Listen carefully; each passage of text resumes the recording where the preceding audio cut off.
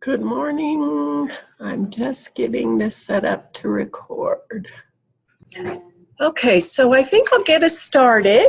Good morning, everyone. Of course, during intensives when we're all trying, I had an 8 o'clock meeting this morning, left my house at 6:30 and experienced the same nightmare on I-70, and I guess I-25 was just as bad. So anyway, here we are finally.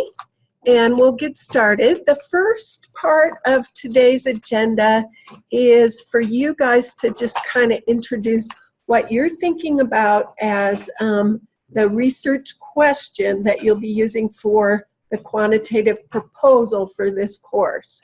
And this is your opportunity to get feedback, to refine, to get it polished. So it's kind of the thing that you can settle on for this first assignment. And because I think I explained a little bit yesterday, we have a student, Tamara, who is a DMP student who's taking this course as a pilot.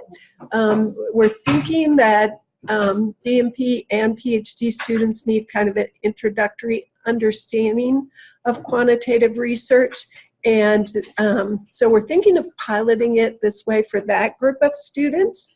And she is one of our brave first testers. And she couldn't be here for the intensives for this course. So I am videotaping for her.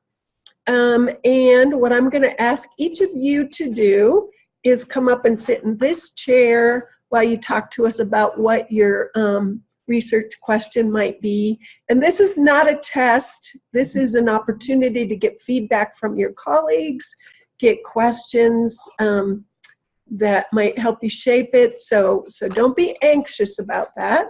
And if you're still in the early phases of trying to sort it out, you can ask the group to help you with that. So that's how I want to start today, and I'm asking for a brave volunteer to get us started. Hello.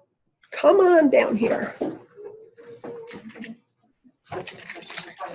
And maybe just because Tamara won't have put a face with the names, just leave my belly right there. That's perfect.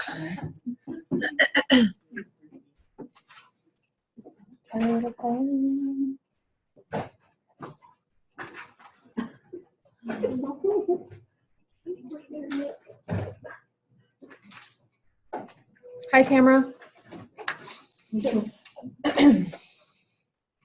all right. Okay. I'm looking at the effects of Reiki on pain reduction in neonates. So I'm looking at setting up like a crossover design to have the same variable exposed to the same a control group that would be the same with both the placebo and the treatment. So that's my question. So Reiki is a Japanese energy healing modality. So it's a non-touch or touch. It would kind of go in conjunction with regular set of care. So a baby would be assigned a pain score before that would qualify them for the treatment. And then once consent was obtained, it would be blind, a double blind. So I would take a nurse in with me, and it's randomly assigned. So I have like envelopes that are automatically assigned for which would go first. And then that is drawn. So if they get either the placebo or the treatment, if it's a placebo, I'd have a NICU staff nurse just do normal measures to soothe the infant and see how long that takes, and then assign a pain score after versus the treatment, and then compare the data at the end. So if we wanted you to put that into a one-sentence research question, what might that be? The addition of Reiki to a neonatal pain treatment regimen reduce pain. Probably not like that, but maybe something better. Does Reiki reduce pain in neonates? Something like that. So that's an important inclusion part, that in addition to the regular pain treatment regimen, does it reduce score? Okay. And some people add to that as measured by, And then the whatever. tool I use as measured by Yeah. an MPES some score. or something like people say. So what is she, so say the question again. Does that. one more Reiki. time. Yeah. So does Reiki reduce pain in neonates as measured by an MPES? Reduce. Okay, so what does that suggest for analysis? So she told you what the measurement is and the pain score, and she told you she's gonna look at reducing. So what does that tell you about how she would analyze the data and what the design is? She gave you a lot of information. So just think about what we talked about yesterday. Is that interval? Is your pain Like 1 to 5? measurement? Yeah. It's Is a there, okay. And then you're comparing, so be a T test? Okay, you could do a t-test. And when she says reduce, what does that tell you about one tail or two tail? It could be a one-tail. That would be one tail. But do we have enough data to suggest that it should be one tail? As compared to Tylenol, probably not. So you may, if you go with the more conservative approach, alter or adjust that question is there a difference in pain scores when you add Reiki to the neonatal Treatment regimen. And you can state it like you did. Does the additional of Reiki to a routine pain treatment regimen make a difference in pain scores in Lower. neonates? If you say lower, that means you're only measuring that one side. So difference. So does it make a difference? So it's potential that it would be the same. Then you want to say, does it make a difference? So leave it open if you want to do it. The more conservative approach. And I can't remember who your mentor is, but they'll help guide you with that. Yeah, yeah. But you can tell she's been thinking about this a while and working on this because she has all the variables kind of ironed out. You guys have questions or feedback? Are you the interventionist? One of I would be the Reiki, the one who does the treatment, Yeah. but for the control, no, for the placebo, I would not be. That would be random, Yeah.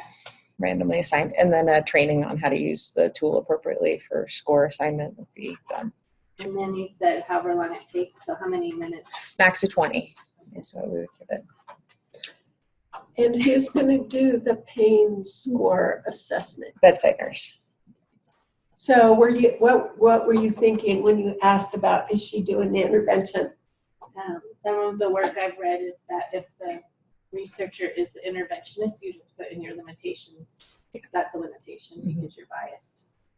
We were trying to remove as much bias as possible by making it blind so the person assigning the score doesn't know what happened. So my involvement is minimal. I don't pick, but yes, that would definitely be. And she's also trying to minimize that by not being the person who does the post-assessment. Mm-hmm. Or, So it's yeah. the bedside nurse. Or But even you the do have to placebo. describe that in the limitations. Absolutely. Yes. And if she had a big research lab, she'd assign intervention and control people. But Yes, that would be not there amazing. yet. My data collection would go a lot faster. yeah, For sure. good. Any other? Oh, and what's your sample size? When we did it, my effect size was 8, but we're gonna do 20. We're gonna try to shoot for 20 to increase the power of the study. So you call it a pilot exploratory. Yeah. So cool. First stage. And you already explored the IRB? Yeah, I have IRB approval. But I just found out you can't use anything that you collect while you're in class for your dissertation in any capacity. So, but I guess a pilot could be like support for what you're doing. The next I guess, steps. yeah, you can't use it. You mean if you do a pilot, you have to start over again? Everything. Yeah, anything Not a new subject. no. But you can't do the same study. Yeah. New data, like all the data that I touch while I'm in school is moot. It's completely useless when I'm Not useless. well reduced. It's gonna help. That's my favorite. So I was trying to drag my feet, and I was like, I can't drag it for that long. So, but okay, we're good. Great. Thank you.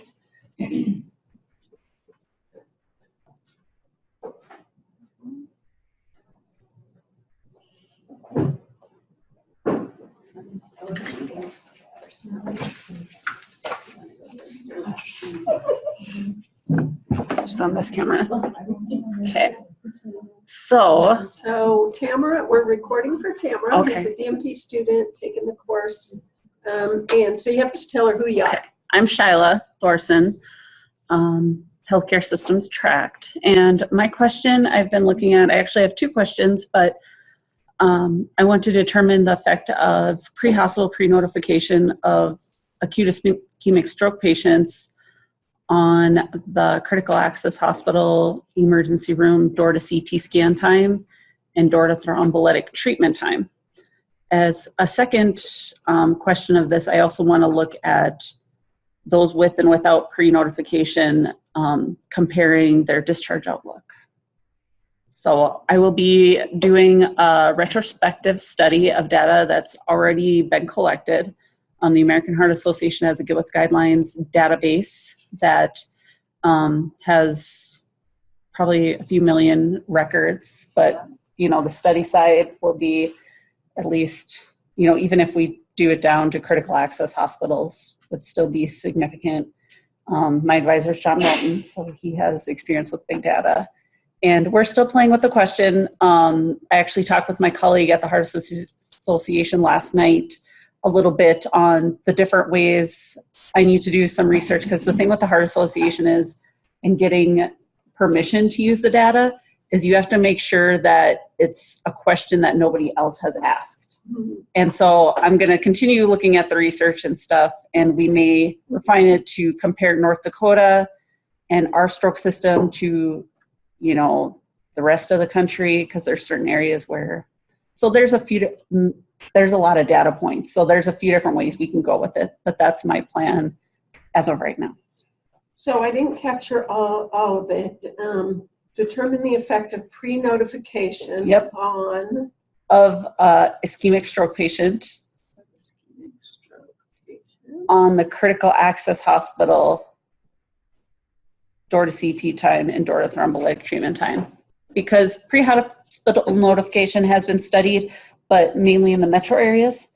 So, somewhere like Denver, they said, well, this increases this, but it hasn't.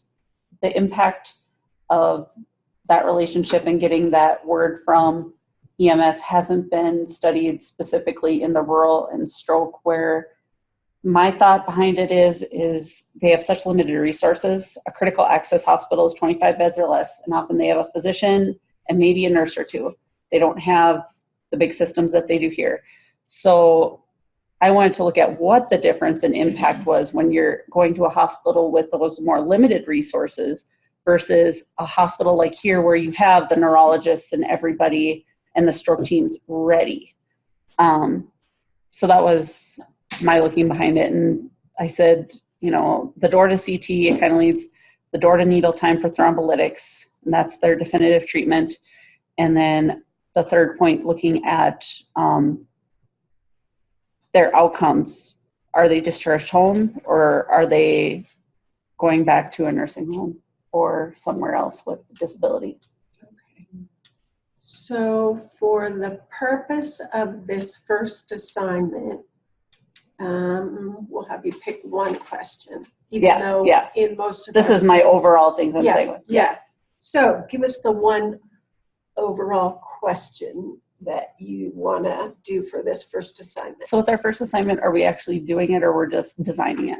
Okay. We'll do the effect of pre-hospital and pre-notification of an ischemic stroke patient on door to CT time. Okay, so what does that question tell you about her design? And she already told you secondary data analysis. So what does it tell you about design and analysis? Again, think back to what we talked about yesterday. So determine the effect of pre-notification. Mhm. Exercise. So what's the design going to be? And what's the analysis? Well, I said it gonna would be like a retrospective study. Retrospective study with how many groups? Got to have two groups if you're measuring effect, because one's got to get it and one doesn't. And that's what mine, it's the ones that it was indicated that the hospital was pre-notified and the ones that it wasn't. And that data's captured for you. Yep, that's all. It's perfect. It's more just getting access to it, and Right. which, Right, like for my dissertation, and I'm working on. great. Suggests in mean times across 2 independent ones. Right, so it could be back to the earlier comment, could be, the t-test, 2 independent groups, so independent t-test. Or depending on if you add other variables in there, which I heard you say. Yeah. Door to CT to thrombolytics, so Yeah. then that would give you a mediator in there too. And they're all somewhat related, because obviously the faster you get the CT, ideally the faster you should have door to thrombolytics. Ideally, the better outcomes you should have. But, still we know they're different. That's why this is my overall over so far, which may change, but yeah. Now, So in your her, one question could include both CT and thrombolytic. say the comment again. Or one research question could include door to CT and door to thrombolytic time. Sure. Yeah, I'd be Sure. measuring two things, Two variables. two variables, We aren't going to really go into this in this class. You're going to get it more in Paula's class, Quant 2, if you go that direction. But the CT time could be considered a mediator because it has to happen before you can do the thrombolytics. So that's one way you could do it. Or and your analysis is a little different. But yeah, you could say those two. And answering both of those could be really important because is it because there's nobody in-house to do the CT that's the hang up? Or is it that they don't have the thrombolytics there? Or, it could answer where the barriers are. If it's my state, neither one of those things should be happening because I took care of that. But Good. other states, Right. it's not Right. the same thing. And that's why it'd be interesting to compare it nationally because our state, and I went to each one and saying, the ambulance nurses are going to go by you if you don't have these things. And so, but that's not everywhere. So that's why I said it could be interesting comparing it to other places because then they sit there and then they stabilize them and transfer them on. So that gets to be a whole other, like, more complicated design, but absolutely is an appropriate quantitative question.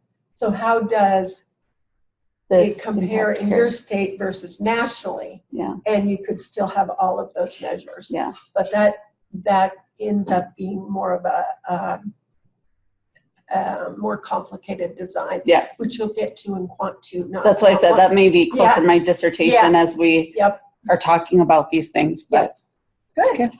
And that's the value of a big data set is that you can ask those more complicated questions where you need big sample sizes.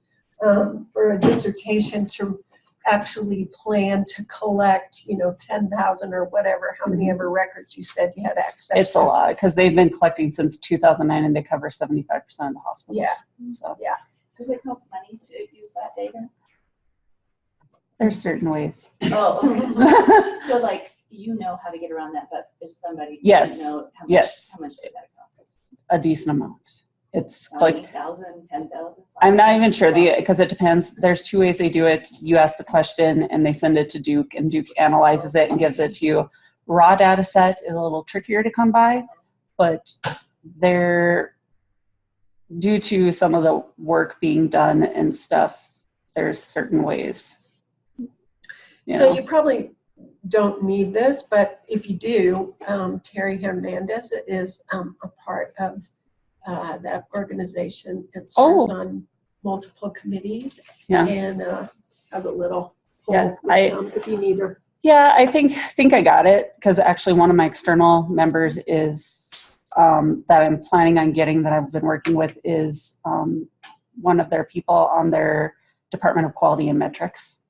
And so I'm hoping, and I was talking with John to maybe even do, see if I can do some sort of an independent study with them, since it's specifically related and I already have the relationships built. Good. So good. We'll see. Good. We'll see what happens. Excellent. Okay. All right. Anybody else? Are we coming around this way? Yeah.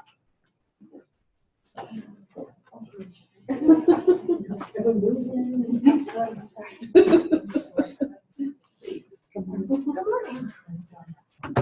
Yeah. Hey, good morning, Tamara. It's Jackie Luxinger. Nice to meet you. All right. I feel like these guys have heard my topic forever, so they'll probably get sick of it. But anyway. It'll evolve and they'll help shape it. That's right. That's the process. That's right. My overall goal, my overall problem that I'm trying to solve is really unsafe transitions of care of the chronically ill, specifically COPD and CHF patients, and that impact on readmission rates. So that's my overall kind of concern, if you will. And my theory that I want to use to answer this question is SROM, so a system research organizing model. And specifically, I want to look at to see if there's a correlation between readmission rates and those patients that have had a transition assessment. So as measured by, if you will, a transition assessment is either a home health assessment prior to discharge, a discharge plan assessment, some sort of transition of care assessment.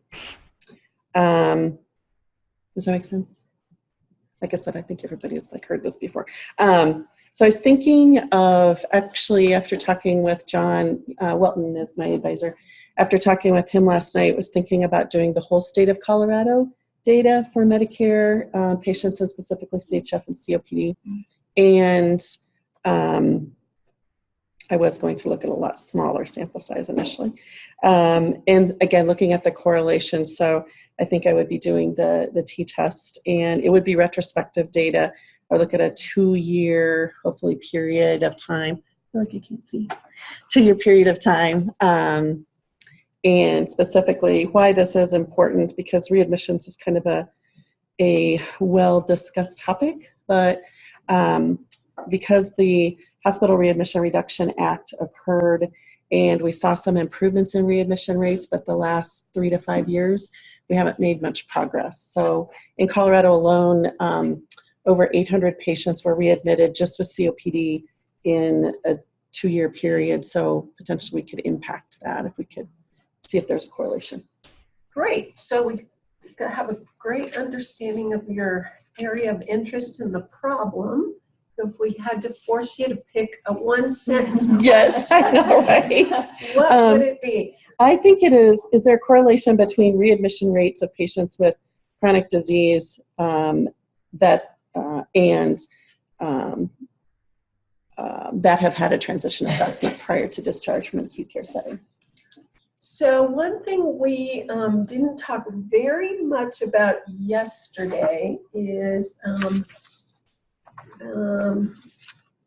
the research is more powerful if you can answer a question, does one thing work on the other? So it sounds like you're really thinking that this transition assessment might decrease the readmission rate. That's my hypothesis, yes. Is there enough data in this data set that you would know who got that assessment and who did not? I believe there is, at least initially what we're thinking, because it would be all from electronic health records, and that would be, that would have to be a field that we would take a look at. So I think so, but it's a great question. So depending on what data is available, how could she strengthen the study? If she's saying, is there a correlation between readmission and transition? Compare the groups who got the Yeah. transition and the groups who didn't. Is there a difference in those who there a got difference? the transition assessment and those who did not on readmission? And that just makes it a more powerful study. Got ya. You're actually testing the intervention versus looking at whether or not there's a correlation. So correlation is just saying there's a relationship. It's not saying cause effect. Gotcha. And so if you think that there's enough data out there to suggest that this assessment would reduce readmission, then if the data is available to answer that question, it's a more That would make it powerful powerful. study. okay. that makes sense. So again, then you would do like your independent t-test to look for differences between those two groups. Mhm. You're looking at like you're in How do pain. you, what defines what constitutes enough data to support making that decision? Like, If she can make two groups out of the data that's available. So the So same get the thing group is separate. true if we were talking about your study. Is it going to be a stronger study if we just say there's a correlation between these babies and that get Reiki and their pain scores? Or is it more powerful to compare these two groups? It's way more powerful to look at the difference between the two groups. Because if there's a correlation, you don't know that your intervention caused that relationship. So You're but just what if describing there's it. no pre-existing data on a topic and you're starting Yeah. something brand new? Then you try to still- do an intervention study and look at a treatment and control group because that answers those kind of questions better. So your first step would be a correlation potentially, and then your second step would be more of a like cause and effect. It's really, potentially. it links to the purpose. So if you want to know if this intervention works, the better way is to do a treatment and control test of the intervention. If we don't know enough about the situation to even say we think it has an effect, then you can start with more of the exploratory stuff, which is like a correlation. Okay. But in this case, it sounds like we already kind of know. Yeah. I mean, we've developed this intervention to reduce these readmissions. Let's test it. Mhm. So say more about what you're thinking, or because you're right, it is for earlier on where you don't really know. So if we were just thinking that this intervention is a potential, so we would do more of a correlation at that point, testing it to see if there's that relationship, and we'd get kind of that base like, yes, we're seeing that with this intervention, we're seeing decreased admission rates, like more that cause and effect. Yeah. Versus then, No, cause Now and we have effect this is the big of wrong a- word. sorry, I Correlation didn't is, mean cause and yeah, effect, this relationship. right. Now right. we're seeing this relationship. Now we would then do maybe a secondary study where we would really look at So like a think of correlation as trying to understand the problem or the situation, not in looking at an intervention. Once you have an intervention, you're beyond correlation. So your example yesterday of like sunspots and fistfights go up in the winter. We would do a correlation to see if there's anything that actually connects those two. And if Yeah. you establish a correlation, what's- then you could do What's missing in that one? intervention. The theory. Yeah. The theory doesn't fit. So that's why we're really big on your theory. You got to have some kind of theory of why. So the fist fights are probably, and the sunspot related more to weather or temperature, and theoretically that makes sense, where sunspots and fist fights, there's no theory behind. But yeah, let me think if I can give another really concrete example of correlation. Okay, let's go back to the Zika thing. So the Zika virus comes out, and then these women start having these babies with terrible congenital anomalies. So they began to correlate those two things. The CDC started correlating. Okay, and then we started testing to see if those women had Zika and found the relationship between those two problems. That is where the science was so early. Now, if we come up with a vaccine to treat Zika, you're not going to do a correlation. You're going to compare. Did it work? Did it decrease the number of women born with, or babies born to women with congenital anomalies? So it's earlier in the science, but it's not early in testing and intervention, if that makes sense. So like if the difference, so the first step in this would be find out if there's a difference in those two groups. Mhm. And that's really the first step, so that what we're saying. And then from there you could say, then if there's a difference, and let's say it's a positive difference, right? Then you would take that group, and that could be a further study. That could be the next study to find out what's the variation within that, all of those kinds of pieces. Okay. Yeah, that's good. Great questions and comments, and thank you for the feedback from the group. This is exactly how we're hoping that these concepts kind of sink in, is that you begin to play with what if this and what if that, and Thank you. good. It's like a one-way street. I know, especially with these big chairs.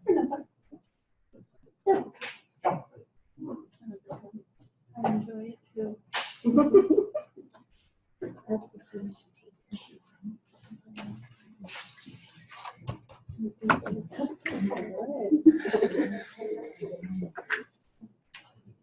Is she watching us? Hi, Yes. this is Nasser. My overall research question is to determine the relationship between the health belief model constructs and the medication adherence among patients with type 2 diabetes. Under that one, there is three main aims. The first one is to identify the relationship between the socio-demographic characteristics and the medication adherence. And the second one is to determine the relationship or the association between the health belief constructs and the medication adherence. And the last one is to find out or to confirm the relationship between the medication adherence and the A1C, which is the biomarker for type 2 diabetes. The study will be more of cross-sectional, prospective study, and I'm going to use descriptive measures for the first aim, which is the relationship between the socio-demographic and medication adherence. For the second one, which is the health belief model constructs and the medication adherence, I think multiple regression will be the design where I can see the prediction between the constructs and the medication adherence. And the last one is more of also finding the association between the A1C and medication adherence. So these are basically the three main aims of my research question. So once again, he's tackling stuff that you'll cover in Quant 2 with the model testing. Yeah, with the model testing. But if you could break it down to one simple question for this class, I think this is a really good example of the relationship testing. So pick one of those. What? I think the major one that I'm trying to focus is the relationship or the association between the health belief model constructs and the medication adherence. Okay. Yeah. So what do you know from that question? What his design and analysis will be? The relationship, so you said. Between the health belief model constructs and the medication adherence. So the answer on the questionnaire versus their actual taking the medicine. Yes, so we'll have two questionnaires. One first to check their medication adherence level, and another one is to check their health belief model. Yeah. You have to trust that they're telling the truth. Oh, yeah, there is actually there is one valid test that has been tested like before, and it shows good validity of the people perception about their disease. So basically, the health belief model construct, it has 6 constructs, which is their perception to the benefits, to the consequences, to the barriers, and cues to action. So it's just like taking their perceptions. Yes, that's what you cannot, cannot be sure So of. let's, because model testing is quant 2, and because testing that health belief model is more complicated analysis, let's just take that first part you said, determining the relationship between the social characteristics and adherence. What's that? That's correlative. Yeah, correlation. Yes. So, so that's an example of when correlation is the appropriate approach to Yes. analysis. And when you do model testing, it's a lot of correlations, is what it really is. But he's going to learn the details of that quant 2, not here. Interesting. Okay, thanks. Yeah, thank you very much. That's great. Yes.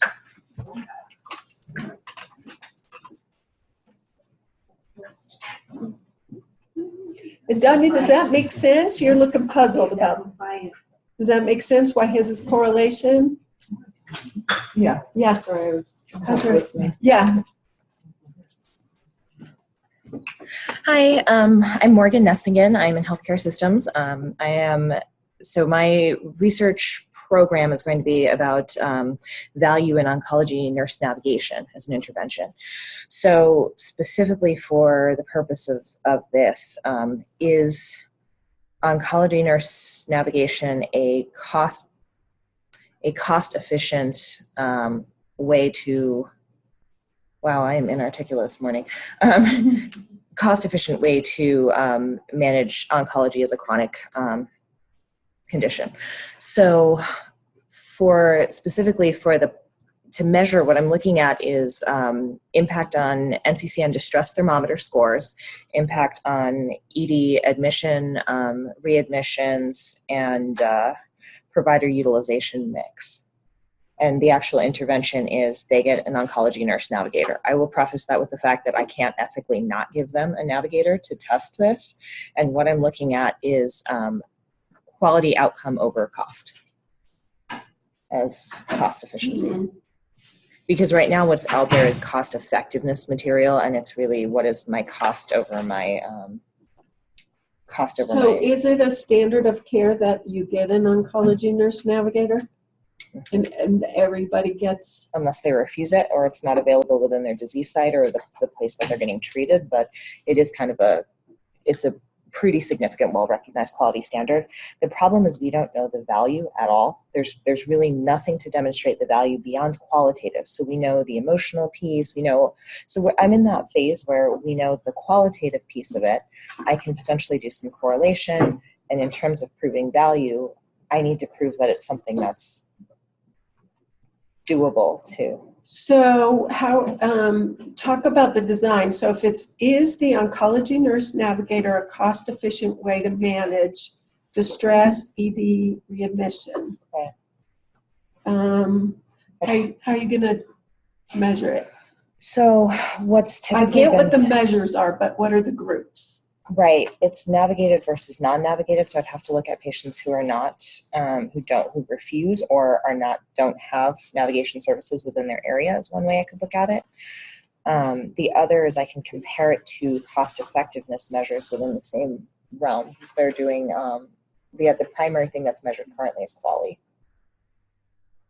So say more about that. I'm not sure I'm following the cost piece. The primary way that cost is measured currently is cost effectiveness, and the measure is usually kind of that benchmark quality measure of, $50,000 per quality, et cetera, whatever benchmark you want to establish for that. And so we haven't been able to prove that nurse navigation is effective, cost effective in that context yet. Is it, So- it costs 50,000? What do you mean quality? No, it's just a benchmark. That's a relatively, that's just a relatively accepted number in quality studies of when an intervention sort of What is is. quality study mean? A quality is quality adjusted life year. So how much money do I spend on an intervention relative to something else? So one way you could look at it is comparative value. So is this value more effective than some other commonly accepted intervention? Or you can look at it against a benchmark of, we say that something is cost efficient or cost effective if we spend less than this to achieve this outcome. The problem with life years is it's a really long projection in cancer. So, so that gets So that's a different measure than your distress, your ED visits, and your readmissions. But you, I have But to the look- cost of that feeds into it. the cost piece fits. Quality is just a fundamentally, in my belief, fundamentally unethical way to measure impact in cancer. So that's why I'm looking at doing cost efficiency. So I'd have to choose an outcome. So those are tentative outcomes right now. Provider utilizations and distress are probably actually the two strongest in terms of directly related to the intervention. So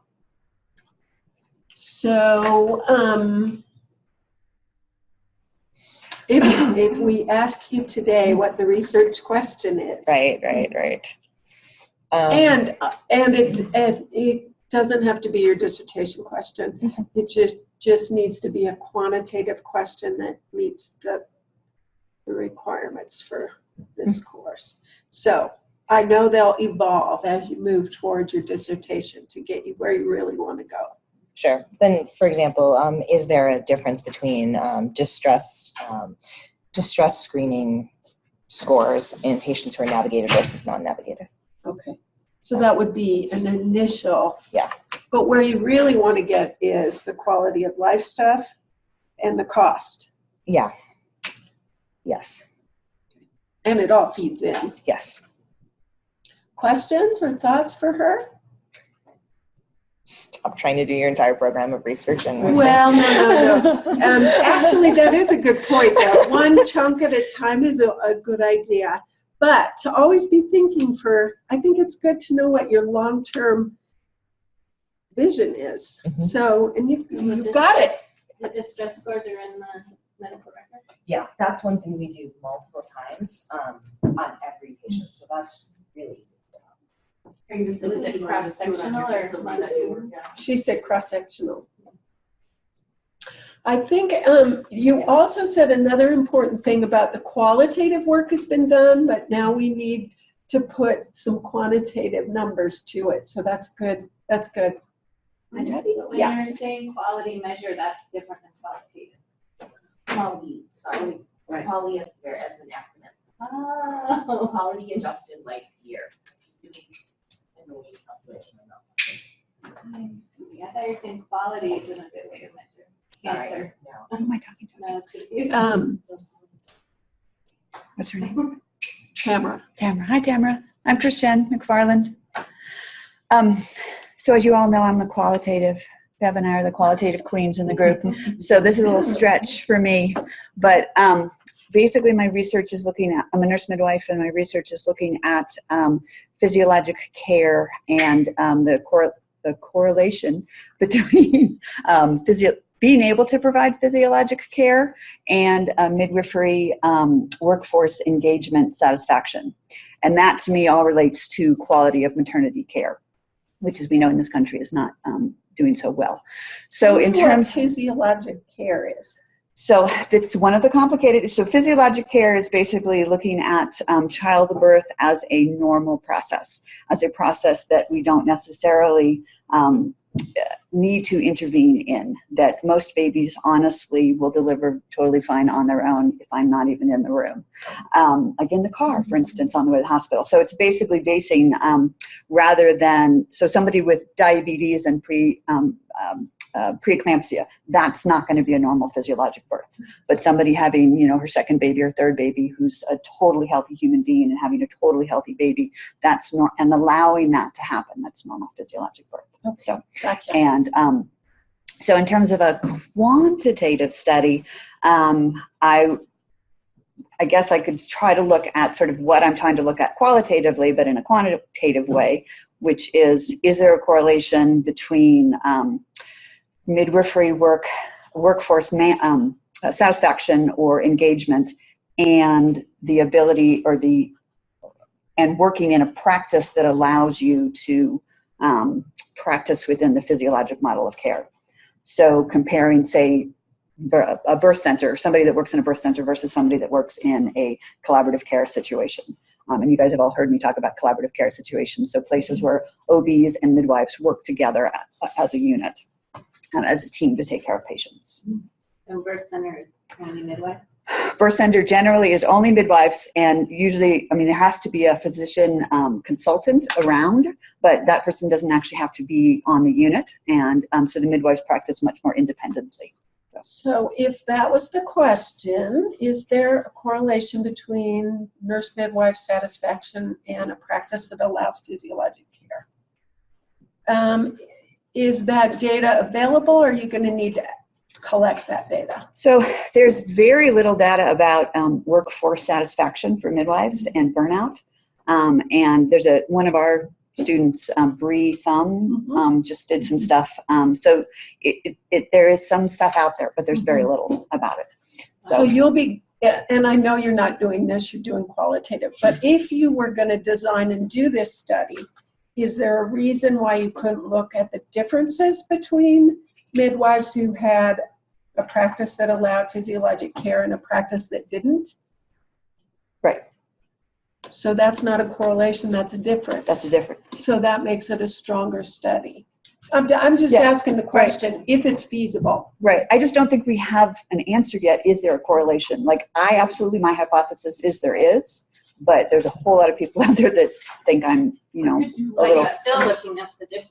But if you come up with a correlation and people say, well, it's because of this and that and something else, where if you measure the difference between the two, people can't say that. Right. So Okay, I'm just saying, if you want to aim for the highest level study that will answer your question.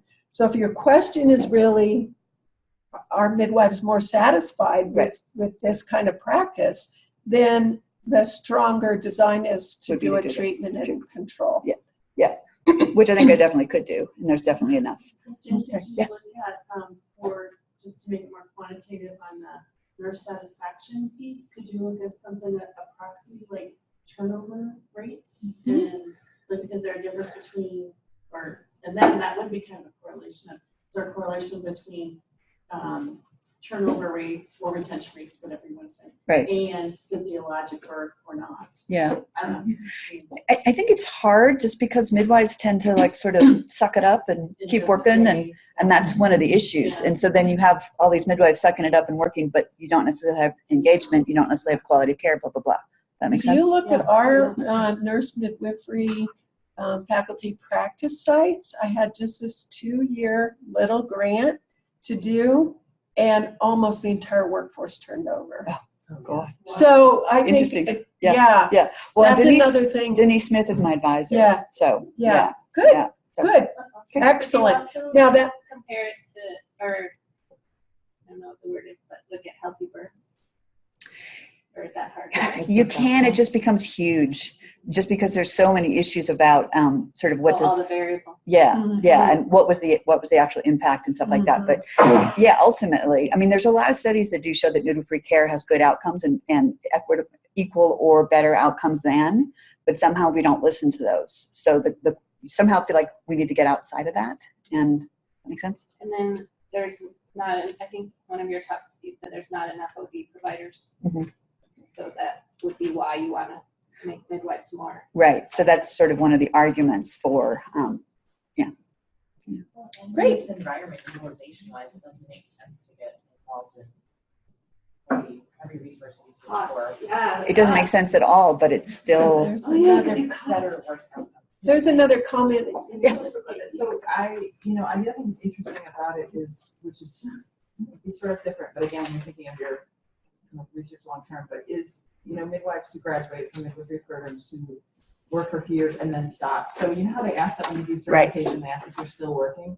I just think in my class of students, there's several that like one went on to law school, like Yeah. one was not working at all. And, like, Yeah. I think that it's like what you said, the turnover, but it'd be interesting to see how like you could probably get that data from the ACNM. They actually just got, I'm on a workforce committee for ACNM, and they just got access to like 4 years of recent data on those sorts of questions. Yeah, I just think that, because I think that happens, people become midwives and do what, hit the wall that you're talking about and then change careers. And it's just really hard to get back in.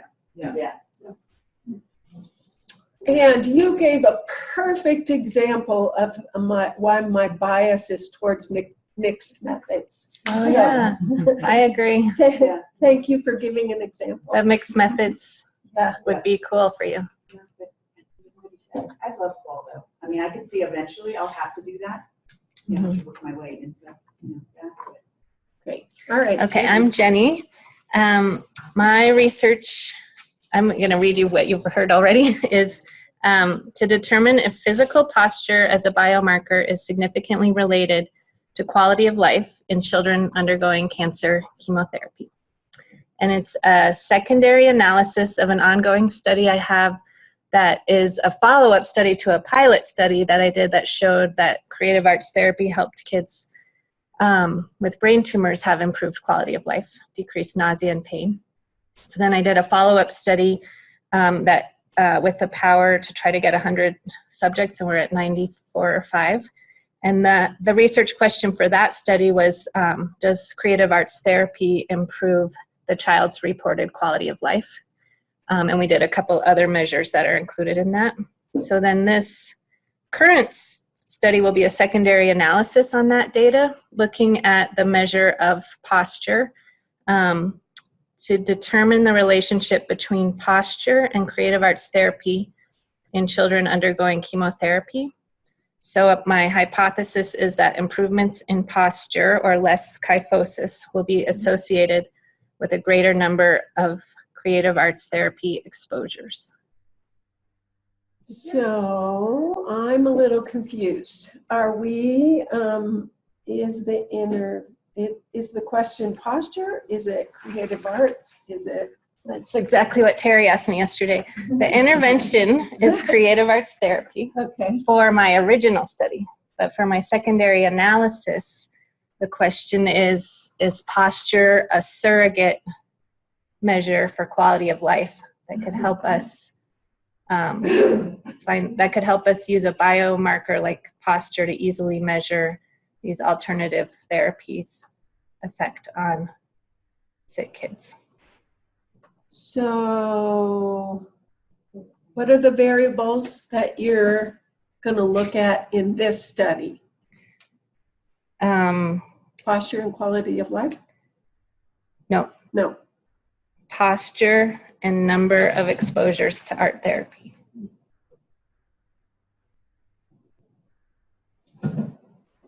So what question do you think that's answering?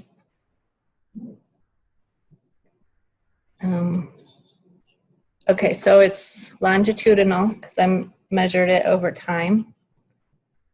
So it's... How does art therapy affect posture? Is that the question?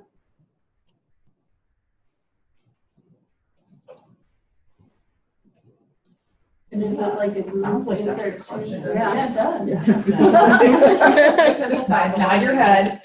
No. Well, the problem is... If it's not the answer. The problem is the original study, one of the original questions on the original study is, does creative arts therapy influence the physical posture of the child?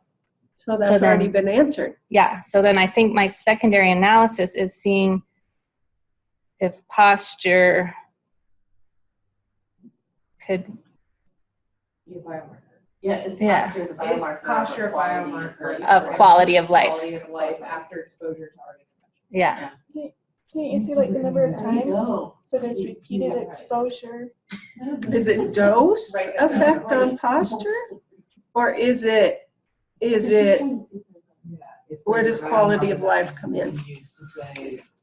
Yeah, I think it's actually that I want to see if the posture number is related to the quality of life score.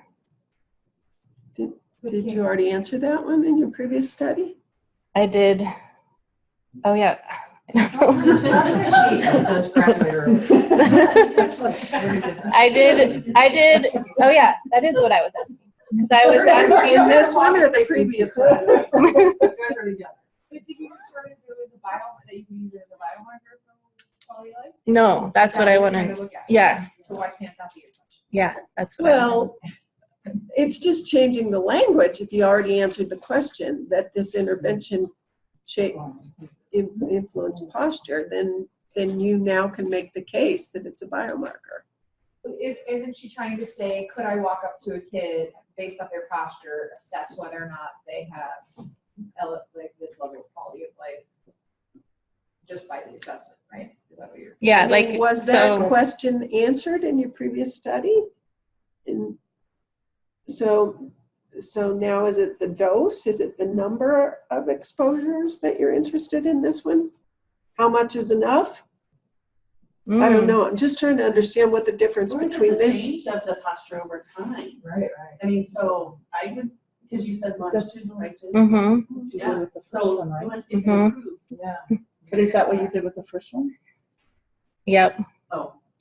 I mean, it wasn't very specific. So now the thought is to drill down on this biophysical measure. Did you establish correlation in the first one?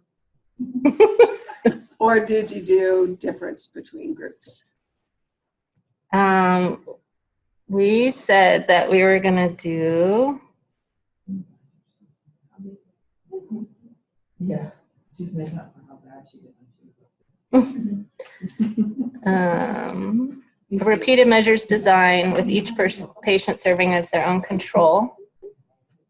And they were tested at 3 time points. And we were going to use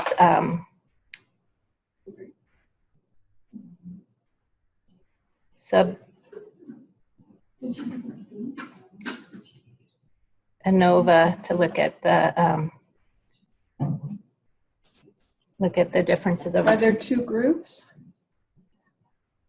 They get, no, it's each patient compared to themselves. Okay. From time 0 to time 3. So, and you found they improved? I don't know yet. I guess I'm a little puzzled by why we're trying to force a secondary data analysis from this. Like, what is it that you really care about?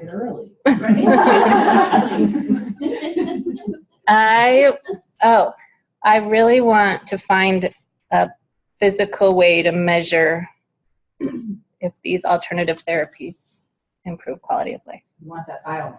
Yeah. So you'll be able to use to use in future work. And So everyone. You want to use something you've already kind of collected because it's there, right? Mm-hmm. That's part of it. But if you've already answered that question with that data, what you need now is a control group. Because the kids served as their own control, but you don't really know compared to no intervention if it worked or it didn't. And that's why she's running a class. Right. Could you look at 2 different But you biomarkers? can't. Oh yeah, you could. But the other problem is that in cancer, any other biomarker is confounded by cancer and the treatment. So cortisol, inflammatory markers, vital signs. Measure the posture bone like kids who are really depressed with HIV. Yeah, that's what some Yeah, see if it's translated. compare to populations. Right. Yeah. Or the other Did you thing. know this summer when you presented someone, I don't remember who smart and said this, but they brought up the fact that you could have like when you have cancer and you have treatments that can affect your posture, like cancer can affect your posture. Yeah.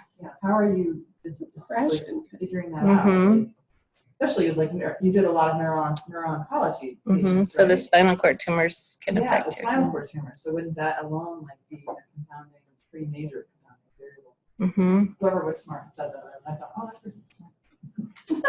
The other aim is to see if kids with a central line have worse posture than kids without. Right. Yeah. So that. Dude, that one for was- this. yeah. For this. Yeah. That's very straightforward. Yeah. Kids with cancer with ports or not cancer? Any kid with a central line. The ones you did were the ones. Were the ones with Well, the cancer. ones with cancer, you still have the same problem. If you're looking at posture in kids with spinal tumor. But I know what their disease was, so I can control for that.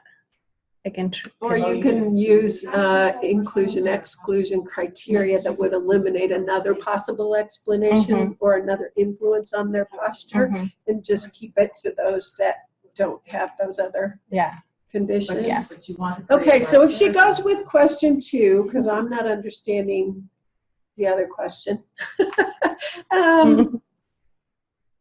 Say it again. Is there a correlation between? Is there a difference in posture in kids with cancer who have a central line versus those that don't? Okay, so she switched it up between correlation and difference, and that was good because we should be able to answer that. Difference is a little stronger. Study design. Is there a difference between kids with a central line and without in posture? And what does creative arts therapy fit in there anywhere? Because that's what you're really passionate about, right? So do you have, So that's an intervention then. Could you do that later, like for next study? Does creative arts therapy affect posturing in kids with? Oh, Is that what you look at? and is the dose of creative arts therapy related? So you got a lot. She's got her whole career planned. Yeah. There's these 15 studies that we can do all right now. So what you've got to do is kind of refine and focus on just one for the proposal here. You could say, does creative arts therapy impact posture or affect posture in kids with and without central line? I mean, you could put all of that together. And again, that's your mediator moderator stuff, which we're not going to do a lot with in this class. But yes, you could absolutely add a covariate or do more complex analysis with that. Okay. So my statistical test, if there's... You could do a repeated measures ANOVA again, but then add the covariate, the NCOVA. But in Quant 2, you're going to learn about better ways to do it. But for the purpose of this, you could do that. And the covariate could be the with and without the central line.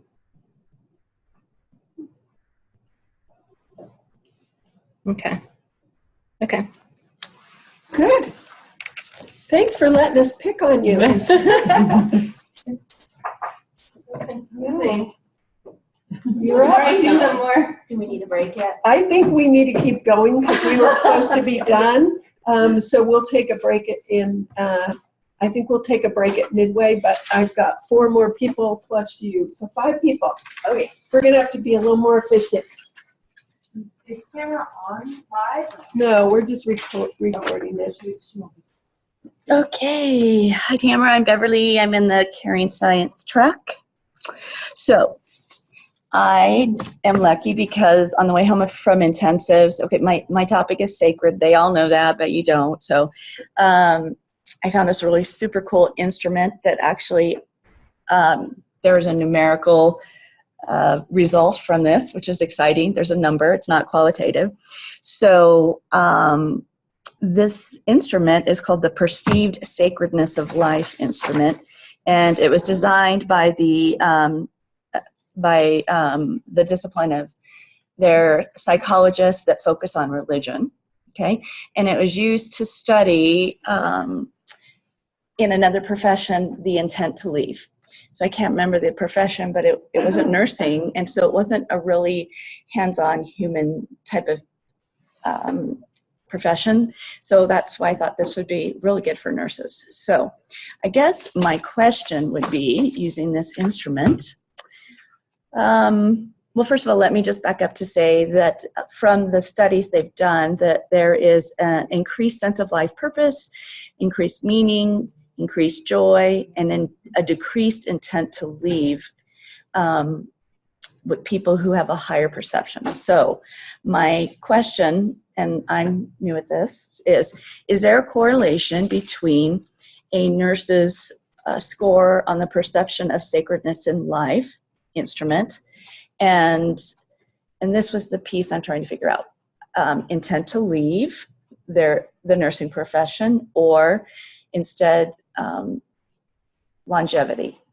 Like, if you were to compare nurses who had been nurses for 20 years versus 2 or something, I'm not sure about that. So there's background literature that says that a component of this measure kind of a job satisfaction or their intent Okay. to leave a profession. Okay. So what do you think about that? Is there a correlation between the measure on the sacredness of life and intent to leave and job satisfaction? So what would the analysis look like? Yes, me. Oh. Anybody? Yeah, correlation. Yeah. Coefficient. Depending on if this is interval or ratio level data, or and it looks like it's not nominal because there's 1 to 5 Right. Likert.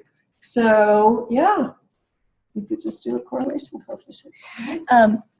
How would and then how do you get the data on longevity? Is that just where you would recruit nurses and look at the mean of how? Well, you could find a job satisfaction survey that asked about intent to leave and how long they've been in the job, and just collect that data from them. Okay, so they do the perception of sacredness of life, and then do job the other satisfaction one, and then you compare the scores. Okay. Or correlate. Or you should do number of years in a job by like 5, 10, 15, 20. Do groups and then see where their scores. That would make a complication at all? Oh, I see what you're saying. That's awesome. Yeah. And Either one would work. Okay. Yeah. Thank you. What's it called? Perception of sacredness. Now that was a find just in time for class today. Well, I found this, and I don't know what I was just thinking. What would I do if I didn't have this today? Yeah. I'd be like, oh. Good.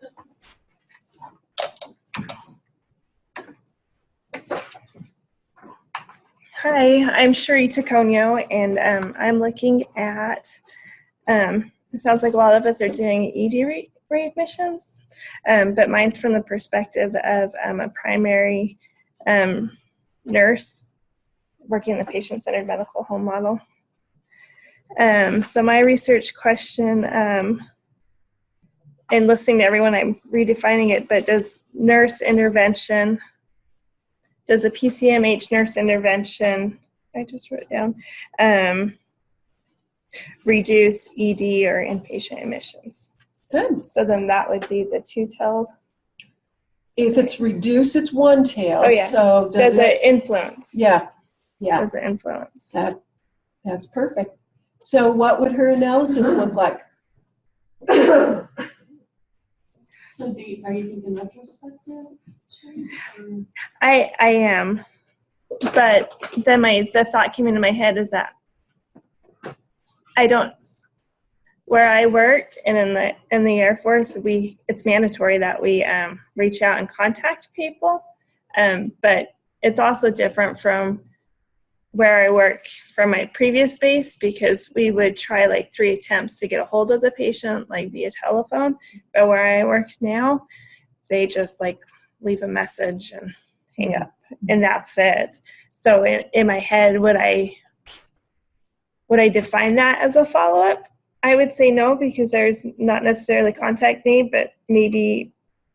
So I don't know how I could say that there was no contact made versus there was contact made, but then. So that's part of your operational definitions of these concepts. So that's the part, and you're going to review the literature and say, okay, leaving a message on a machine in my head is not contact, so I'm going to say it means blah, blah, blah, blah, blah. And you get to define that. Okay. And you'll define it based on, reading the literature and knowing what it really takes to make a difference. Okay. But yeah, so that. It almost seems too simple. My other one I was looking at too was also there's different ways to contact people, and with the push for PCMH and accessibility and patient-centeredness is using the telephone, using a face-to-face visit, or also using email, secure messaging. Yeah, and So you that could would be compare all three. ANOVA. Yeah, Okay. yeah, you could compare all three. That's great. Either one of those would work. So either this. one of those Yeah. questions. Okay. Sounds good. And as you review the literature, you'll start saying, okay, somebody's already done this, so now I want to take it one step further and look at is email, phone, or face-to-face better. Once you review all the literature, it'll probably help you. Okay. Good. Thank you. Excellent. Nice job.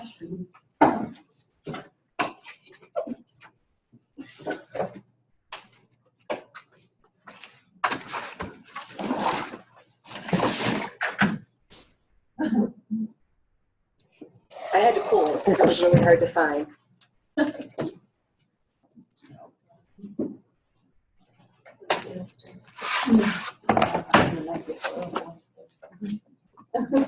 Hi, Tamara. I'm Danya. And hi, everybody else. That's for you, Emily.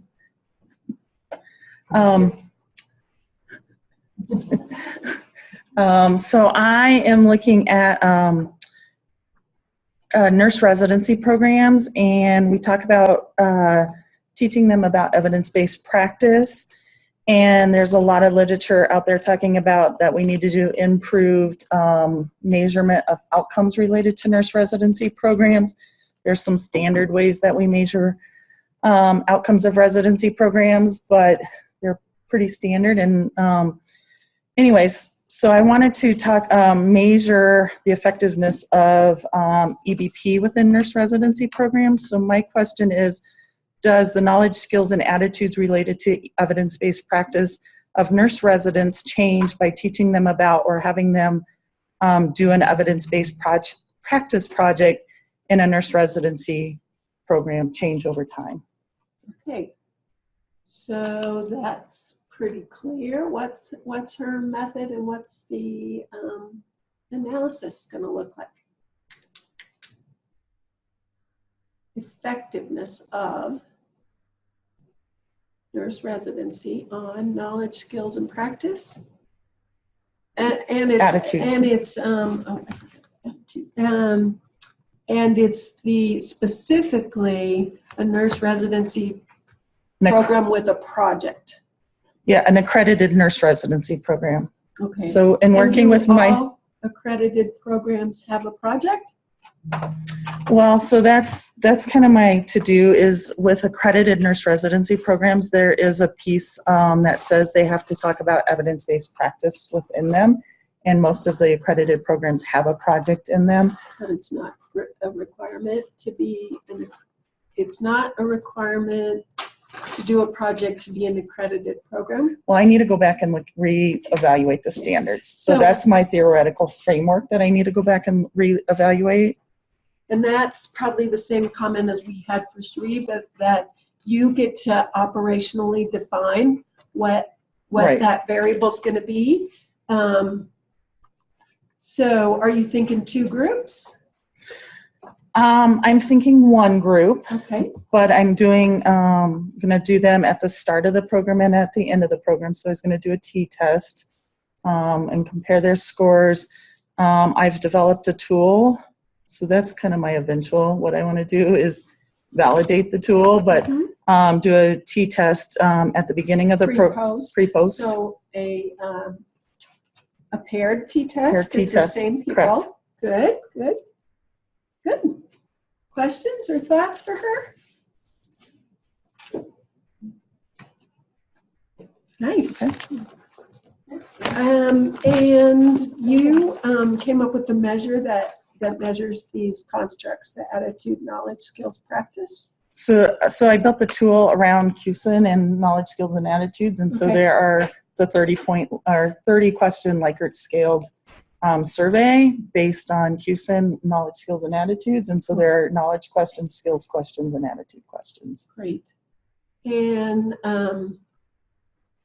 well, we'll talk about that another time, but you're in the right place to validate a tool. We have faculty who have that expertise. Good. Yeah. All right, I promise, as soon as these two are done, we're going to do a break. Okay. But nobody asked him any questions.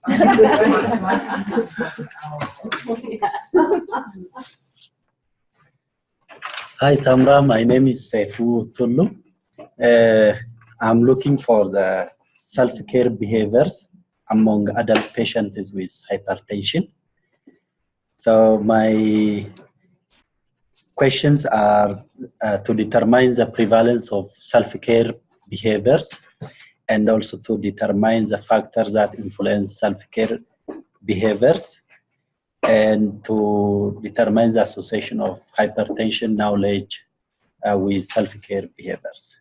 For this class, I'm thinking to see is there an association of between hypertension knowledge and self-care behaviors. Good. So. And I'm doing a cross-sectional, that's prospective. Cross-sectional. How's he going to analyze that? If the question is there an association between knowledge and self-care behaviors?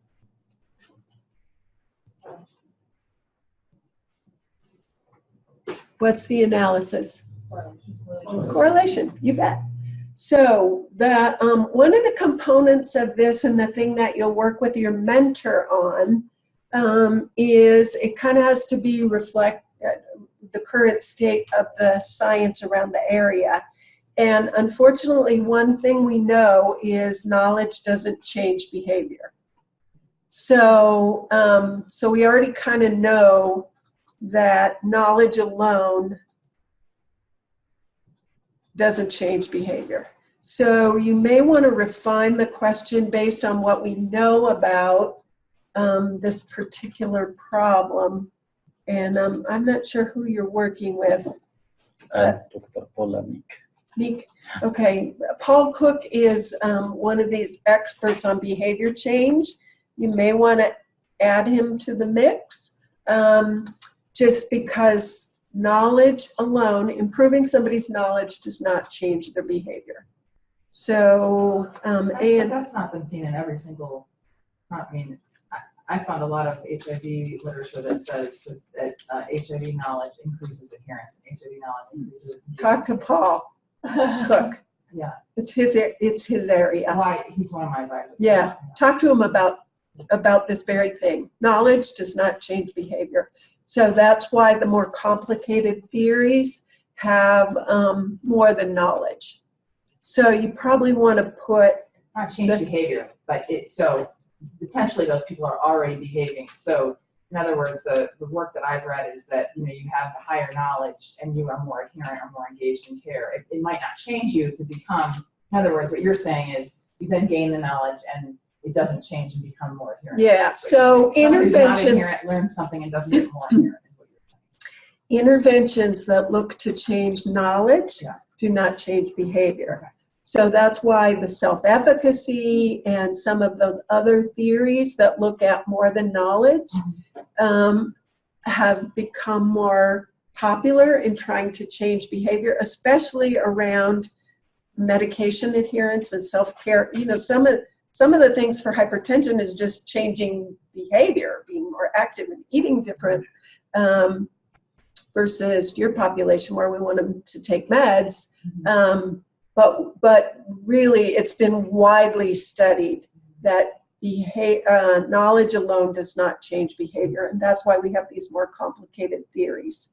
And Paul is the person to talk to about that because he is the expert. But he pointed me to a whole lot of literature that has totally convinced me you've got to have interventions that do change more than knowledge.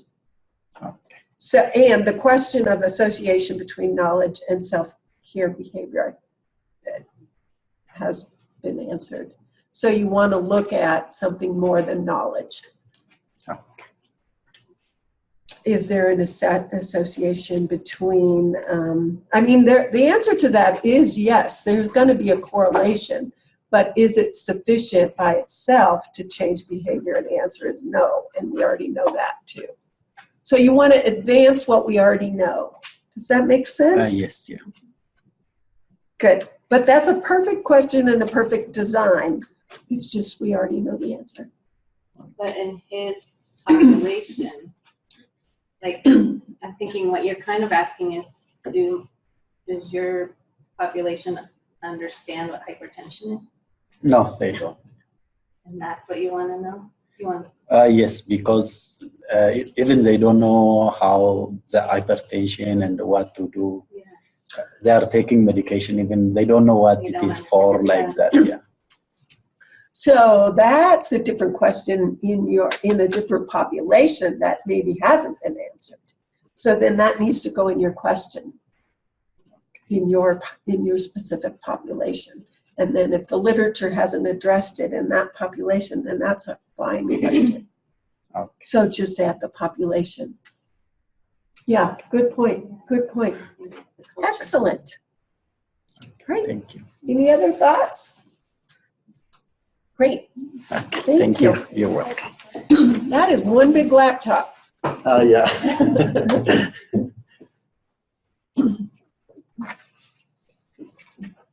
Hi, Tamara. You're my new best friend.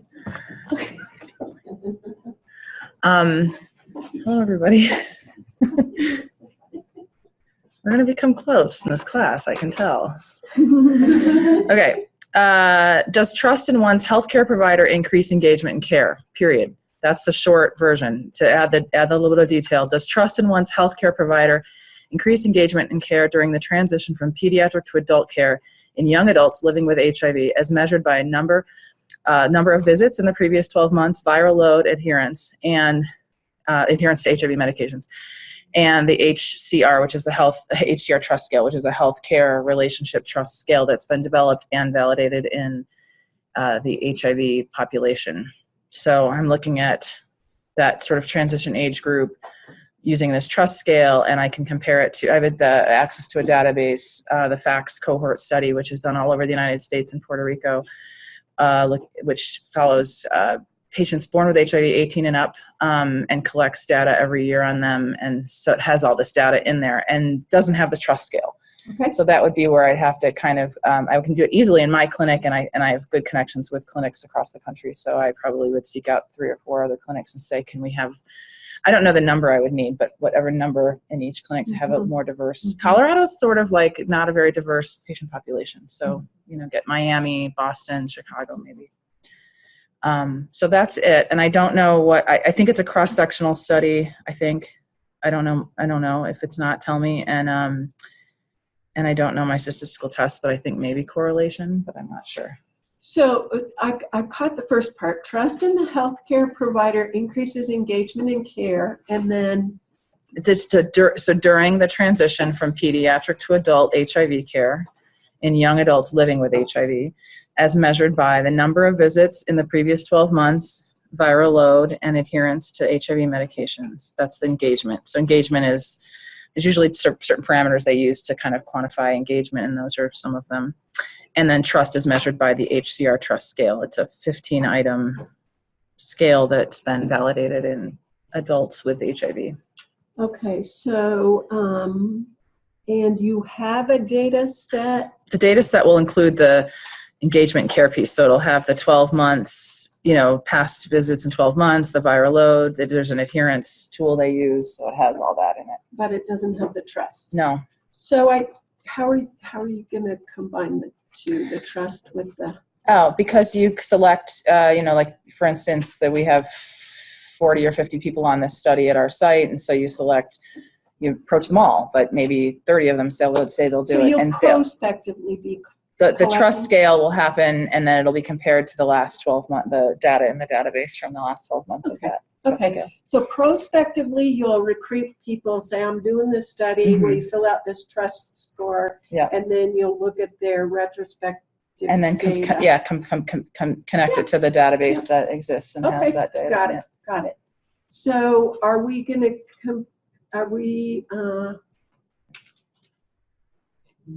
what do you guys think her design is?